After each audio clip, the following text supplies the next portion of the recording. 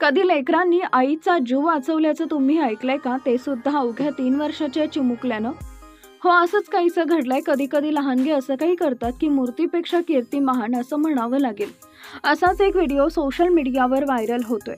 एका महिलेच्या अंगावर तब्बल 11,000 व्होल्टेज असलेली विजेची तार पडली, पण हा चिमुकला घाबरण्याऐवजी त्याच्या आईला मृत्यूच्या दारातून कसा बाहेर काढतो पाहाच. हा व्हिडिओ सोशल मीडियावर व्हायरल होतोय. 3 वर्षाच्या मुलांना धड बोलायचं कसं ते कळत नाही, त्या वयात या मुलानं चक्क हिरोसारखी कामगिरी करून दाखवली आहे. ही घटना बिहारमधील किशनगंज इथं घडली आहे. व्हिडिओमध्ये तुम्ही पाहू शकता, एक महिला रस्त्याच्या कडेला उभी आहे, पण तितक्यात विजेची एक तार तिच्या अंगावर पडते. महत्त्वाची गोष्ट म्हणजे या तारेतून तब्बल 11,000 व्होल्टेज वीज प्रवाहित होत होती. तार खाली पडताच 3 वर्षाच्या मुलानं आपल्या आईला दूर खेचलं आणि तिचं प्राण वाचवले, अन्यथा जागेवरच तिचा मृत्यू झाला असता.